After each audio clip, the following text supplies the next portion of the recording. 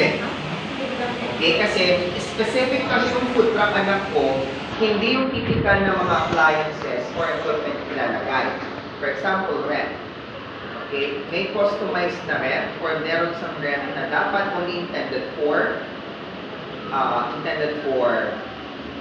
the food truck.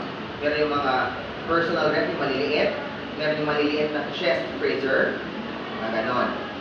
Okay, so lahat ng possible equipment for the food truck, ililista nyo ulit, then quantify it, then yung presyo. Now, meron sa akin patungkol continuation, which is your supplier. However, hindi na ako naglagay ng supplier na to because it needs a proof or it needs an evidence for that. Kasi gagawa kayo ng supply contract. Meaning, for example, ang supplier ng example is 15. So, dapat 15 ang gagawin ng supplier contract. Kasi magkakaibang provision yun. Extra payment illegal ED. So, contract, meaning gagawa kayo ng contract na may COC. Cost, object, and consent. Consent, cost, object, and consent. So, meaning, kayo, ang supplier, and kayo na proprietor, dapat mayroong pag-usapan, mutual agreement, meeting of minds, and what provisions you need to talk about when it comes to the supplies of your ingredients, your tools, your equipment. Hindi ko na siya papagawa kasi it will just add a burden in your, depende no kayo yun. May that na, kagimit example na, contract mo kwan. Ngayon, supa-supa din yung pagsabasaba niya ng information kasi susupa din yung isok supply na kanya yung item. Kaya lang? Ha? Mayan ang okay. O bahala kayo. Ayan. However, kung magtatanong yung mga panelists nyo kung sino mga suppliers ninyo, isagutin nyo pa rin. Ha? Sagutin nyo pa rin kasi nag-canvas naman kayo. Clear? Yes. Actually, sir, all of our tools will be bought into the directly from the different companies that provides us those tools.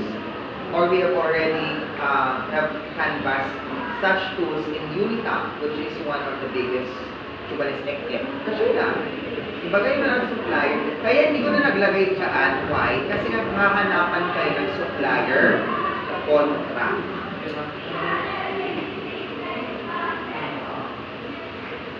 Naawatan? So same drill, quantity multiplied by the unit cost equals total cost. Okay? Next, ayan. Furniture and fixtures. Wala yung S furniture lang. Kasi singular, plural yan. Furniture and fixtures, ito yung mga tables, chairs, what else? If you want to put some paintings or muebles or yung mga kukuha ng kapong puwet, yung aesthetic na tugsuk-supa ka na tugtugaw ka na potion, ano yung bahala? Kasi importante dito, tatanungin sa inyo ng panelists is ito. Table. Meaning, dapat the number of tables you have identified there will identify the number of seating capacity ng dining area nito. Doon sila nagdadali sometimes for panahon ko. Miss Elpelido, how many is your seating, how much is your seating capacity? Our dining areas is good for 20 packs. Yan, computation table yo, na-identify ito yung table for 6, ket 5, ket 30 dito yan. O, 30 naman kumanan kami, baba, ito pa niya pa na yung marot. Nagadukunay ko na nato. Ay sir, idolin nito pa lang as a stock ko na yun. As a reserva, sir, no, anong doon may kasukar mo na yung marot. Walang pabalang na sagot sa panya. Okay? Actually, sir, that's part of the reservation because when there's a big crowd and it maximizes the 20, we'll provide the extra tables for them. Right, sir? Nakaperdida pang sukat. Ang talk show, wala ito ha? Ang interview. So make sure dapat agkatugma di bagay manong nga pangkat manong tao lang jay dining area nyo with the tables and chairs. Another agkapunsyawa dapat deta. Tugod for 6 ko ng detoy table mo. Tas 30. So dapat tigatali mga foldable chairs. 30. Kaya baka ting mo 15. Ano ba? 1 seat apart. Standing. Standing. When standing kasi minsan tuto, bus. Namang agsinubuhay ko yung mga kan sa pagkakon na. So, wala na. So, dapat agka kunsyaba. Okay? Agka-jai. Mag-compliment tayo. True? Okay, next. Ayan. Office supplies. So, these office supplies, not all office supplies are considered to be usable in your operation. Only just choose those usable office supplies. Okay? Kasi double check ko yan. Kung hindi mo naman kailangan, huwag mo nang ilagay. So, pinagastos, so pinabayana. Why do you need to buy unnecessary items if you don't need it? Okay? Then, when it comes to the quantification, we must quantify that these items must be used for the whole month. Pang isang buwanan na gamitan. Member supplies are considered consumables na uubusan, nababawasan, then napapanahan. So make sure that the quantification of your supplies are good for 1 month. For example, ball pen, kat 5 na masapol na. Enough that. Pati pa nito 1 box, 30 pieces. So meaning, may sal daw sa ball pen, nalang kasi dalang yung iyo, 30 ka lang pangaraw. So dapat, realistic yung pagbilang nyo na good for 1 month. Nawatan. Another thing, another week, ano?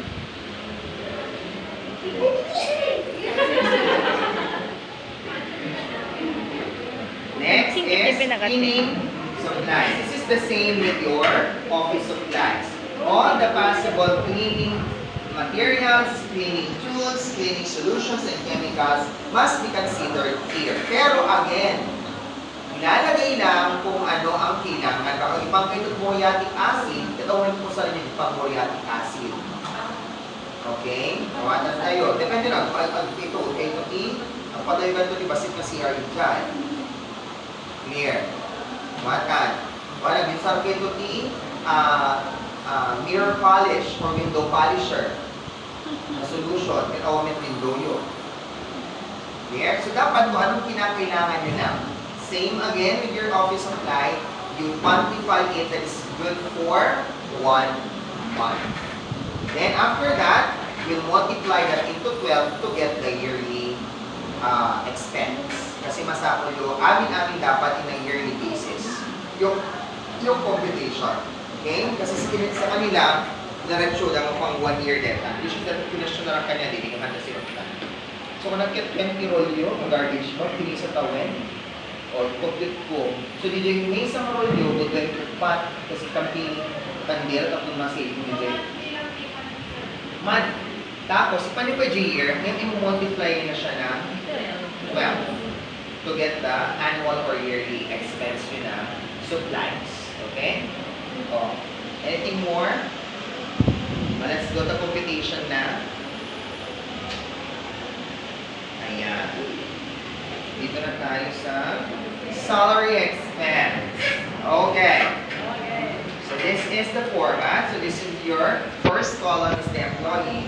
Second column is the manpower requirement. Third column is the monthly wage. And the fourth column is the total monthly wage. Okay? It is understandable naman. When it comes to the monthly manpower requirement, make sure you will identify how many employee in that position you need. And beside it, must be exemplified or must be exemplified. Must be identified yung daily wage niya. So ito, instead of hyphen, papalitan niyo siya ng close and open parentheses na merong either peso sign na PHP or 400.00. Mas maganda kung meron kang PhD. Ha? Okay.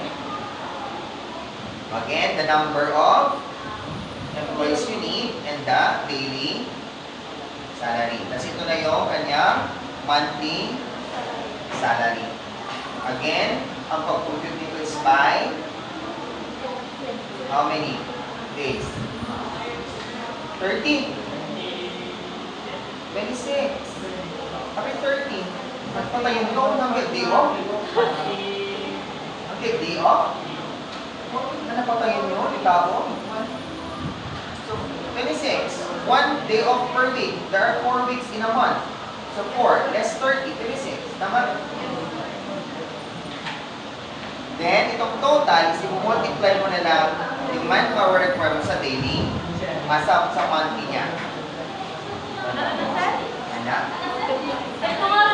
Total monthly, di ba? O, isweldo natin sa bulan 10,000. Kaya man masapon mo nga, team leader, tuwa. Multiply mo lang ito to get the total monthly salary. Alam mo, dito lang 10,000 ito, paano nagtutuwa din 10,000? Tapos na pinatayin lang ako dun nga ang duty 30, tapos pinagduduwa yung pag-isweldo na nga dapat may isa lang. Then after mag-compute yung aminin, pag-aalin, to get or to come up with the monthly, total monthly salary of all the employees. So sa isang buwan sa kanila, 68,900 na yan. Multiplied by 12, so ang kanilang yearly salary expense is 826,800, almost a million. Diba? DJ lang sweldo ket pagtingin ka. Minsan kami lang data. Now, let's go with the computation of your SSS, Pag-ibig, PhilHealth. So for the SSS anak ko, there is already a provided contribution table of SSS that is has been updated so far as of April 2019. Doon yung makikita yung kung magkano ang magiging contribution nyo na, kung sinabi kong nyo, kayo as the owners and the employee. Okay, example, let's download it. But if you want to download, kasi hindi siya masyadong blurry siya, you can check it in the internet. So just encode or browse SSS Contribution Table 2022. Tapos may lalabas doon na SSS Contribution Table. Pero ang link dapat is sss.gov.ph. And when you click na, so i-click yung one. Kasi there are 3 parts there. Meron yung employee, meron yung self-employed, meron yung contribution ng OFW. The employee, isitan nyo. Bakit yung pag-ibasa lang yung dahil OFW or the self-employed. Mas malaki yung self-employed kasi isisun mong 10-10 na pag-ingat isa. Yung the employed at the contribution, the empleyado and the employer or the company. Which is not can be either the company rather than the empleyado. Okay, let me give you an example here.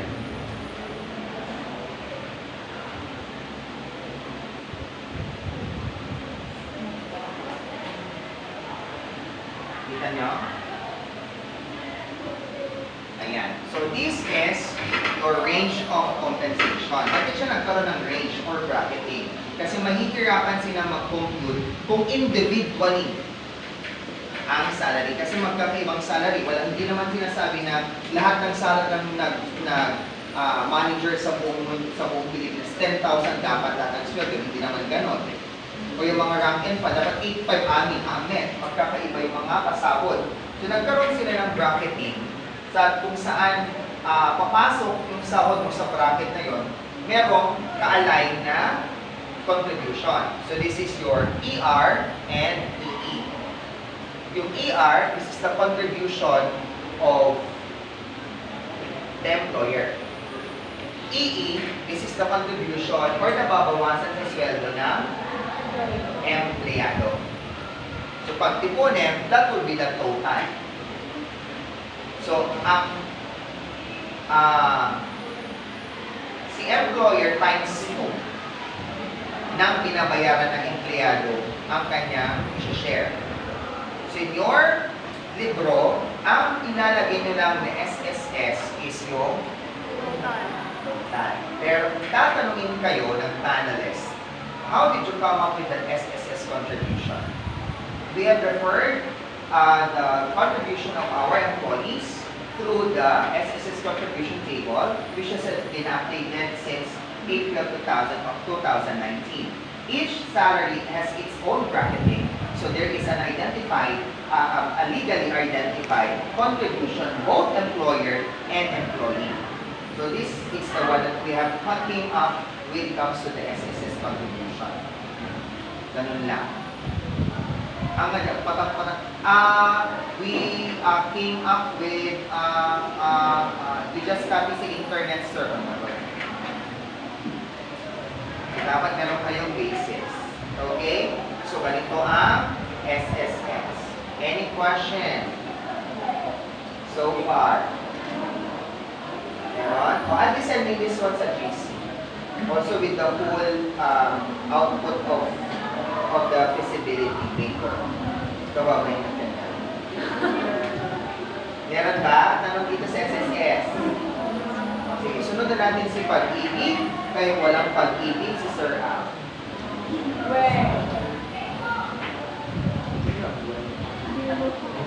Alam mo yung mga ganyan. Ano lang, panira lang sa buhay. Charis! Okay. So sa S sa Pag-ibig, so ito yung kaninang range. Okay, yung salary mo, kung merong 1,000 and below ka, 1% magbabayad ka na ng 1% of your basic na sinasahod. Then, 2% kay employer. Okay? Pero kung over yung 1.5, 2% na. Pero ginawa na ng Pag-ibig is, yung si Copido, ang ginawa na ng Pag-ibig, nag-set na sila ng maximum limit of salary. So if your salary is 5,000, okay, you must be able to have a contribution of Pag-ibig. No, nag-Pag-ibig kayo, 2%. So what's 2% of 5,000? 100. So gano'n din ang babayaran ni employer? So 200 na yung item na. Ngayon, according to Pag-ibig, okay, if the salary exceeds 5,000, hindi ka na magkukumpute ng 2%. Ang computation na nun is mag-stay doon sa 2% ng 5,000 for the employee and 2% ng 5,000 for the employer. So it states here, if in the cases when your monthly salary exceeds 5,000, your monthly contribution remains at 100, and the employer's counterpart, 2%, will also remain as 100 for a total of 200 pesos. So sa lahat ng contribution na doon sa Pag-ibig ng lahat ng empleyado nyo, 200. Tama? Okay? Kasi above 5,000 yung pinapasweldo nyo na. Hindi na kayo magpucompute kung yung 2% ng salary niya. Kasi nga, based from the ruling and guidelines of Pag-ibig, 200 lang dapat. Pero ngayon may bago ng Pag-ibig, yung para, ano tawag ito? MPL, something like that. Yung stamp savings. So, minimum of 500. Ayan. Meaning, padadagdagan ko yung item lang. Mabaliwan yung grade. Okay? Ang Pag-ibig, mabaliwan yung grade D, contribution na. Basta minimum of 200.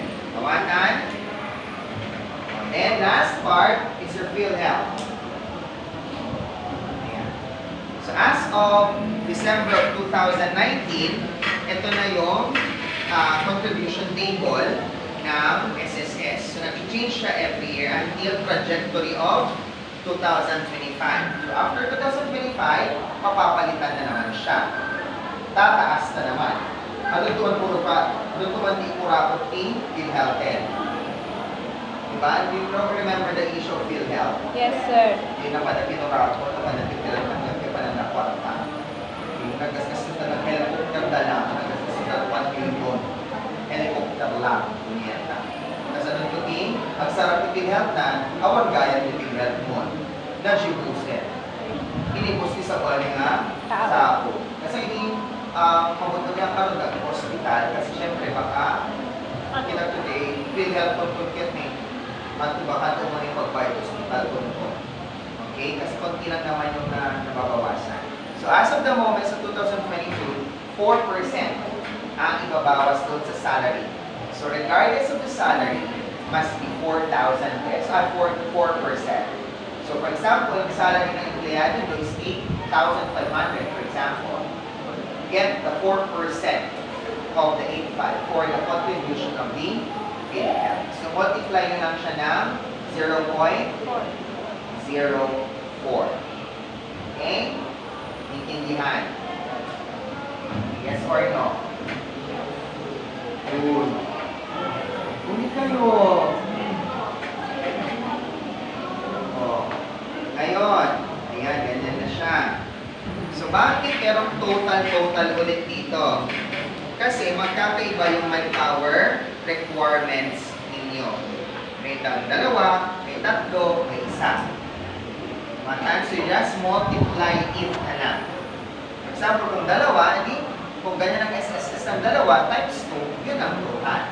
So, pag-add namin ang total, that's your monthly deductions ng ating empleyado mo times 12 to get the yearly. At importante naman to sa income statement later part of the discussion. So far, any question? Okay na tayo. Let's go to the deeper. So, sinabi kong first half, ito, yung enlistment ng lahat ng tools equipment until dito. I need this one on Thursday. February ko man. Uy, ano kayo? Bukas na natin February. Dati ka man nag-rafting man ng kay-extension. Walo ka din sa grupo. 10, 9, tama? O, dito, sikat, ang mga stand itunin. Dito, tinistaan Garaman. toolset. Pag-check, na kayo friends or groupmates, lumayate, tingin ka magkalbase. O, sika, dito yan equipment. Sika, dito yung furniture. O, siya, dito yung salary, ang computer, dami isa ni Sir Ana. Enjoy. Again, tulong. Tinang kayo naman sa alawating yung tulong-dulong. Yung tulong-tulungin, sinarilaanin. Yung naman mamitin, tulong-dulong, yung matalaman tayo, pinakayag yun. Nawang minor, text message. Ano ba ito pagsasalitaan sa akin ng kanyang kadragsa? Yung mo din na ito, pinagbasa yung, manin. Naawatan kayo. Let's go with the further, deeper combinations. Ayan. So here, the utility expense din yung anak ko, these are the expenses that will use to operate the business.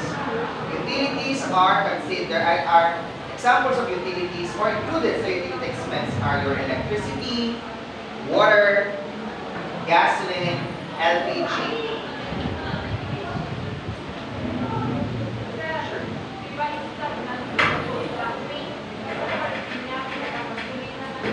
So let me know then. The electricity and the water will depend on the manipulation of the machine. Siyempre, no kuryente ko lang natin yung dalumin, ipangganda na dito, magpapag-andar dito. In either, baterya,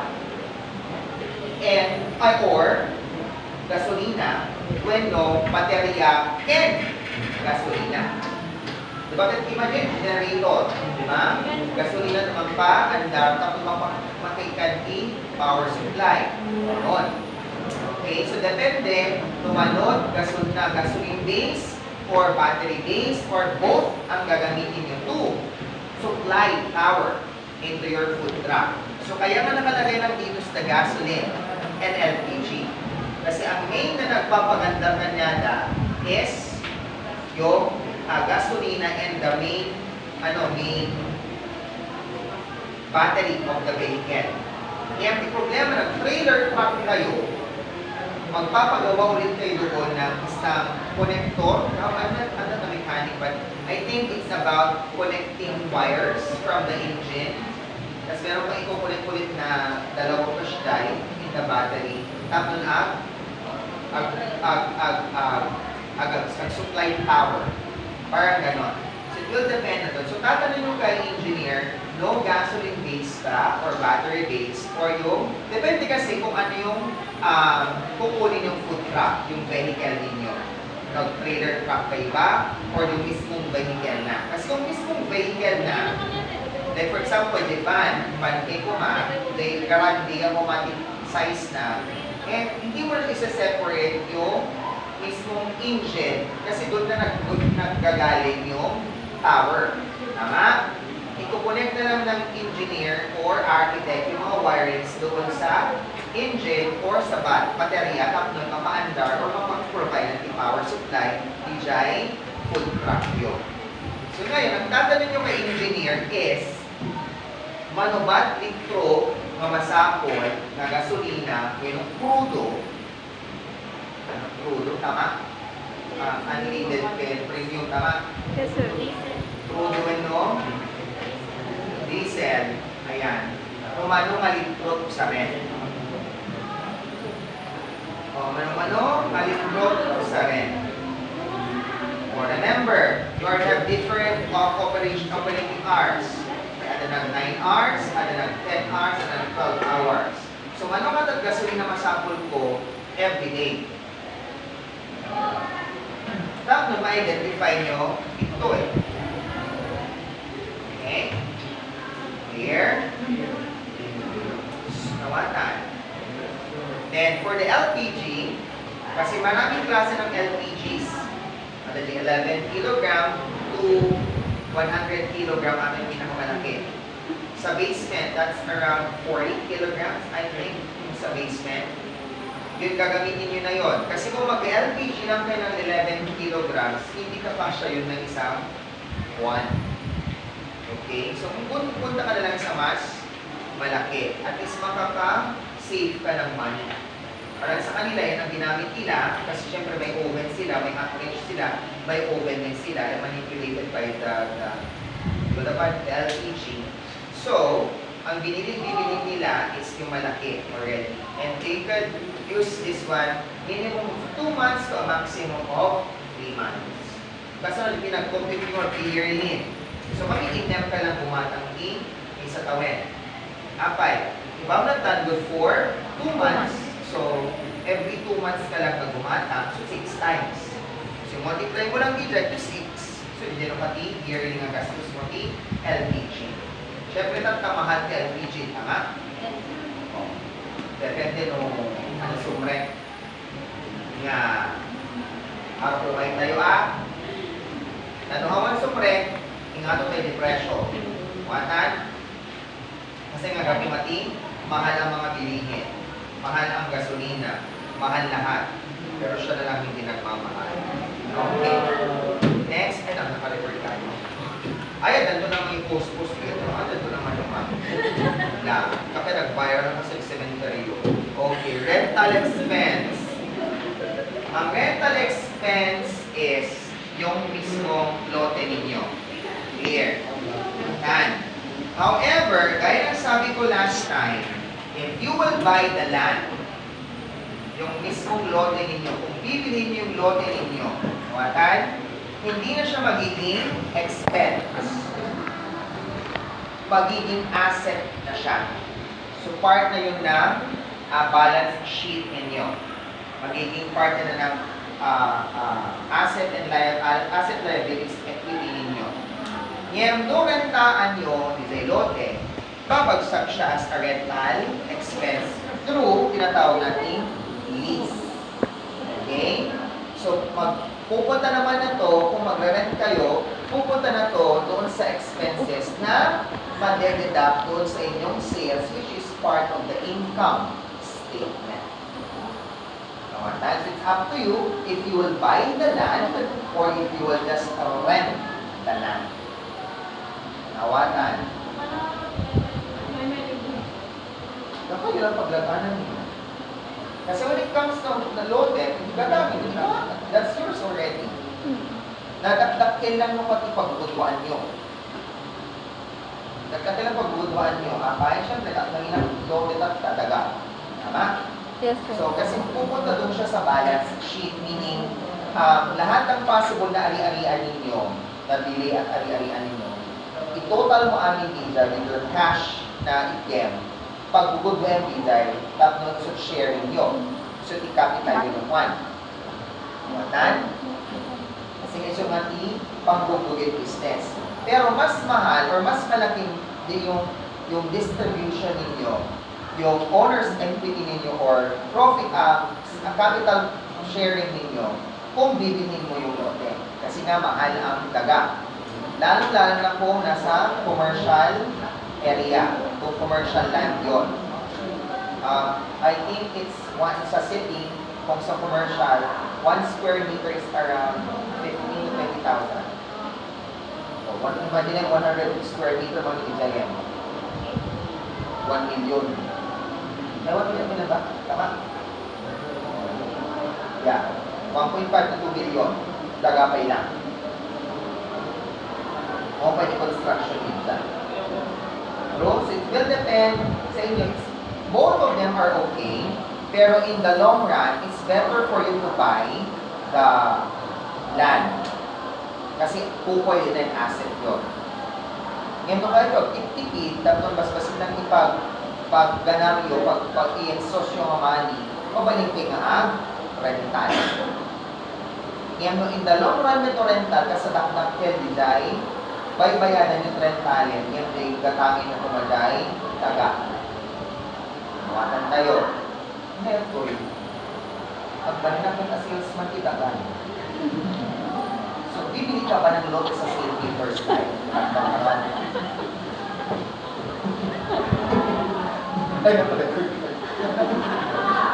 Any question in this part? Bagay ko ganun na salesman. Dapat, ano bang ibayag? Para sa magyagin, kumatangkan, ilagawan. Tapos ang katong problema, nung may dagagan ko. Nag-visit ayan. Nag-visit ang tayo. About advertisement ni funeral services. Kasi at kakla ko naman idaga. Pala sa pala na, dapat para sa magyagin, kumatangkan dagawan. Itong problema ko tumangakan. Nag-visit nga advertisement yun. Katawan ka rin, kumakatang tagamon, tatakawang ka. Ano ko problema yung tagamon? Ayan, so those are the utility rental expense. Now let's go to the next part. Kaya pa bang breakdown? Sir. Ayan. So first part, ang kaguluhan ng utang. So kanina, I would ask you to canvas and list, quantify and canvas the different tools and utensils, equipment, furniture and fixtures, also with the construction of your food truck or your the mismong truck, the vehicle itself. Tama? Now, in that sense, you must be able to identify or determine yung depreciation rate. Ibig sabihin ng depreciation, lahat ng bagay, pag nagagamit, bumababa ang kalidad, bumababa ang cost. Nababawasan ang buhay. Here. So you must be able to identify this depreciation kasi madadagdag to as an expense, as a less pangbawas natin sa sales ninyo. Okay? So, how will you compute your depreciation? Do you still remember? Never mind. Okay, total cost minus salvage cost divided by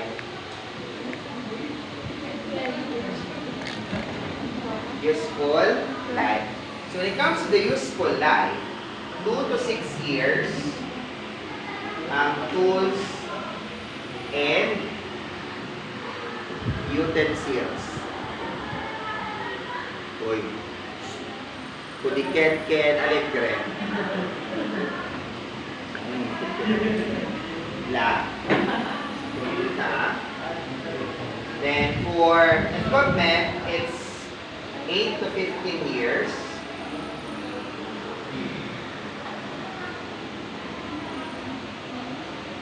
Then fixtures and furnitures 10 to 15.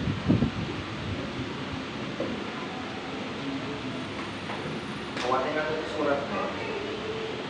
Then 10 to 20 years is your the vehicle. Tama?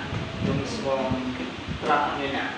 So, sir, saan nang galing yung mga bracketing na to? This was just an advice sa mga friends ko ng BA, natuturo ng BA or which is administration sa Manila and here in the WAC, in Ilocos Norte. Kasi talagang wala kang ma-determine na useful life. Kasi if you search in the internet, wala talagang identified doon. So, ginawa nila is they have just assume the number of years. Okay, bakit merong bracketing? Kasi hindi lahat ng equipment magkakapareho titiyak. Or even the tools. Merong mga tools na mas madaling masira kaysa sa ibang tools in comparison of a mixing bowl and a wire whisk, which is more fragile and vulnerable. Yung wire whisk. Kasi mas madaling masira. So, dapat meron kang identify na number of years na paggamit nun before masira. Kasi sa business, anak ko, hindi porket, hindi yung point na kung masisira na, doon mo papilitan. Hindi lang parang sa bahay na maperfect lang ang design. Chopping board, nagudod yung chopping board lang tan. Gusto sa pala yung chopping board. Pero di awan na handle di knife kubalit ko sa bahay. But in a business, hindi. Kasi dapat magamit yung mismong life niya. Kahit maganda pa siya, maayos pa siya, pero na-exceed mo na yung useful life niya, palitan mo na siya. Palitan mo na ng bago. Pero ibebenta mo din naman yun. But in a lower price.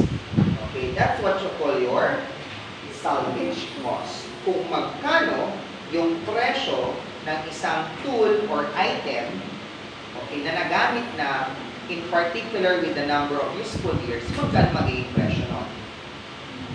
Eh, paano nyo kukunin yun? Depende na sa inyo. Isang mga cellphone, dinatang mo 13,000, tapos nakusar mo 2,000, ilang ko, ilang ko pa ng 13,000. Ilang ko tulad kili pa rin dito yan. Ano, 4,000. Tama? Tama. Ganun ang salvage cost. So, let's consider mixing bowl nila. How much is? 400. So, ilapot tayo after 5 years, ilapot tayo for example, 150. Example. Divided by how many useful life nila? 5. Example lang to ha, hindi ko I forgot already how much they consider there. So, giging 250. 250? Ayan. 250 divided by 5. So, magiging 50 per year. Okay? Pero 50 pesos ba ang magiging presyo na lalagay natin dito? Yes or no? Anong aron? Anong aron? Times 6 apay. We have quantified it to 6. So, magiging total of pesos per year. Yun na ang depreciation. Naintindihan? Lahat ng ito, tools and utensils, equipment, fixtures and furniture, and the vehicle must be able, meron kayo dapat computation ng depreciation. Lahat yan. Diba? Madali lang na lang to. Anong gagawin? Diba nagawa niyo na to? Tama? Tama. You copy, then paste, then add column. Kasi i-add nyo na to. Para hindi na kayo mag-encode. Ang kukumputin na lang is ito. Ang i-encode nyo na lang ito. Simple MS Word application. Tabular adjustment. Yan. Uy. Ganito na nga. Ako, hindi ka kunin. Baka dito, Brian, add table. Tapos kulong. O, ganun na. Kaya mas pinauna kong pinagawa sa inyo yung listaan ng tools, equipment, utensil, fixtures and furnitures, and the rest. Tapos na lang, ipapivision ko lang yan. Okay? So, yan. Mawatan. So, lahat ito, gagawa niyo sila ng depreciation rate. Pag nakuha mo na yung total depreciation rate ng tools, utensils, total depreciation rate ng equipment, total depreciation rate ng fixture and furnitures, total depreciation rate ng vehicle, pag-a-addem, lahat yun.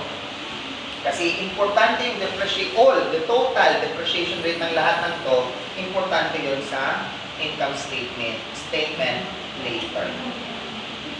Any question? Okay, bye. Kung ba niresa na ito yan? Wait lang sir, picture mo lang. No. Walang depreciation rate ang supplies kasi consumable. Kasi everyday yung magkakatan. Di ba monthly yun? Walang, alaman, bubble gum at depreciation rate. So meaning, di bubble gum kinam mo, okay na kayo sa depreciation rate. So saan ka bigat manin for next month? Until na, di bubble gum mo, ginatan mo, di last year, dapat lang tingka. Kasi the depreciation rate na. Okay? Lahat ng supplies, consumables, anak ko, walang depreciation rate. Okay? Nawatan. Yes sir. May attend and the picture out at the end. When sir? Na? When sir?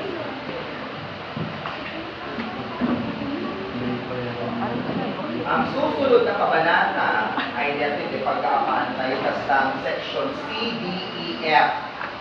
Sa mga ito yan. Yung susunod na part 10. Okay. Ayan. Ito, lang. Yan, di ba? Meron siyang depreciation ng equipment.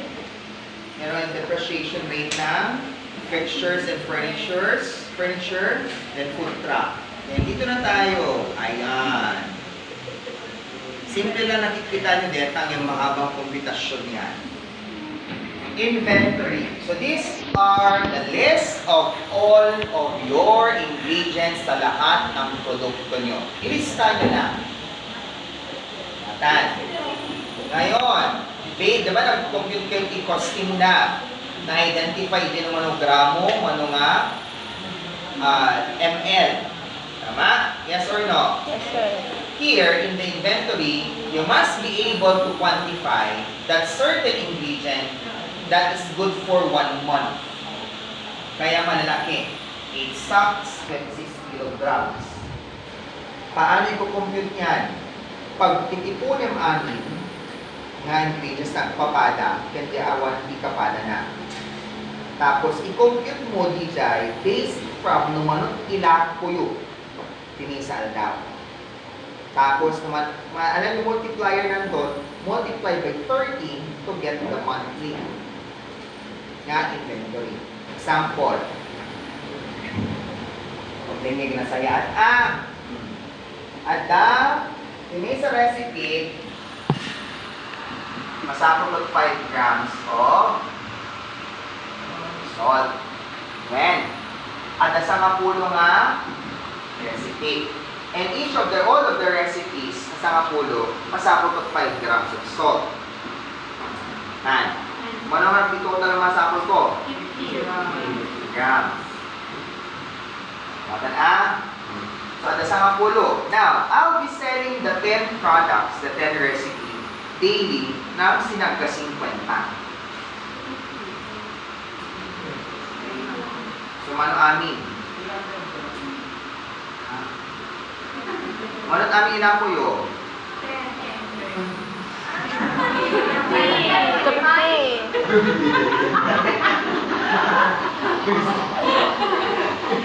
Mano't amin ilang yung produkto.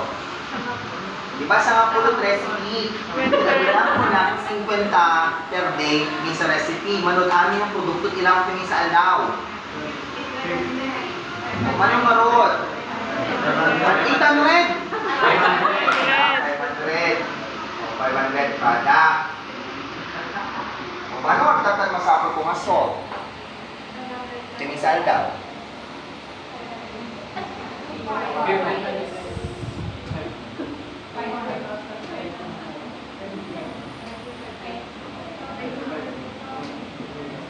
Apay, kapit 2.5. 50 times 500. Ano? 2.5? Tapos ko, di na ba mo computer, multiply. 50 kasi isa nga pulong nga road, masapol ko. Nawata nga. Oh. So this is daily. Tama? Then masapol tayo, monthly. So multiply nyo ito na to make it per month.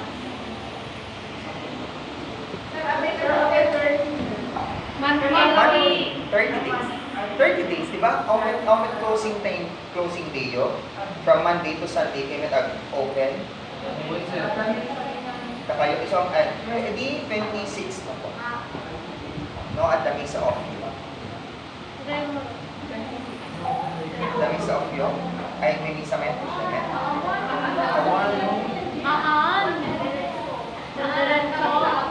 Siya gapa na. Awan, ganun sa kanya tayo. 30, no, amin nga aldaw, open kayo. Ngayon na nag-close kay Timisa nga aldaw as also considered of 26 days na po. Kapay kasi may sa aldaw ka nag-close. Timisa nga plawas. True? True, sir. Numaron. Kasto yan, pulot-utep yun. Ngayon, the recipe, yield na 1:1. Ha? Yung araw, din sa recipe ko is equivalent to 5 yield na. Ano ang computation tatla?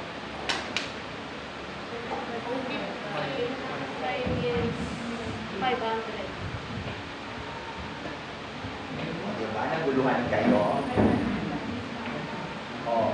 Ngayon, una, din sa recipe is 5 yield. Tama?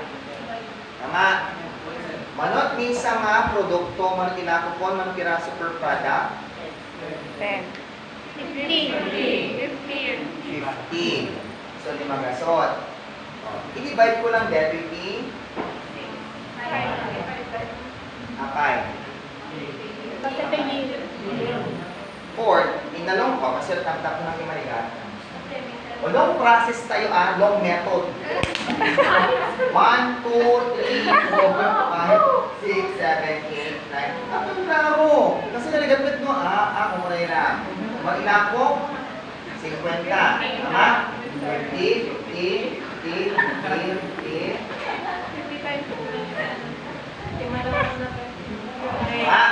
Then, wait ko lang Tapos ini sa recipe, 5, makaramid na. So, i-divide ko siya ng 5 divided by 5 divided by 5. Saan nito divided by 5? Ano naman? 10. Ma? 10. O, times 10. So, ano yung sulit ko na that's 10. That's short method, long method. At least, baka susuyaan ko rin ko na yan. Naumatan tayo. So, instead of 500 products, ang multiplier mo na is 100. Kasi meron kang yielding. Paano kung magkakaiba yung yields? Yung inyong recipe. Mas naraw-raw tumandila yan. Okay? So, multiply by 50. So, that would be 5,000 grams. Tama? Or 5 kilos. Multiply by 30. So, tama? Kasi 700 kilos. So, magiging so, ito na ilalagay nyo dito. 150 kilograms. Tapos yung unit cost is yung nandun sa costing ninyo. Ino-multiply mo lang si quantity at si cost to get the total cost. And that would be considered as your monthly na gagastusin mo per ingredient or bibilin. Any question? O, tinaligan ito for the inventory is the Thai and India. Kasi sila ang pinakamaraming ingredient. So, ito yung inventory. Kasi ano yung ingredients yun? Tama? Oo. Thai. Tapos, pasit ng diesel, diba? May prep pasit na. Kasi may nisamit ng pasta, mit ng sauce and toppings. Baka ito lang, Thai and Indian. Kasi marami kayong ingredient. Kaya din. Alis ko lang din. Ano? Titinulong. Yung binindulog at tumanin. Any question on this part? Any question on this part? May question tayo dito, wala? Naintindihan, hindi? Manaan. Medium. Besides the t-shirt. How well you understand, how well you understood the topic? Medium Large, rare. sir. Small lang, sir. Manayo. O medium. Apa medium? Medyo. O, I want questions. Oh, that time is ticking. Wala question dito. Sure.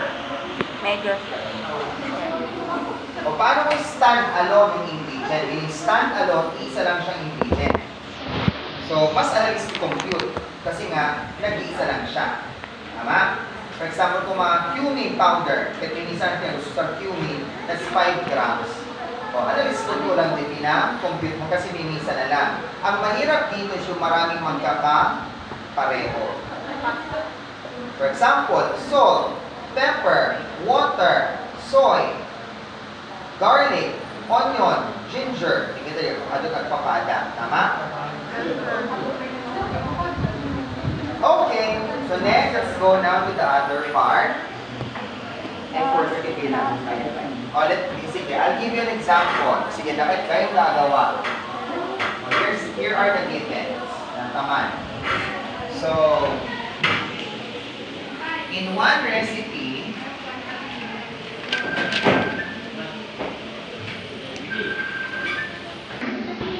there are 3 recipes na pinakailangan ng chili flakes. Okay, one recipe needs 5 grams. The second recipe needs 7 grams. And the third recipe needs 8 grams. Okay. Then each of the recipes or the products, I'll be selling it by 100. By 50. Oh.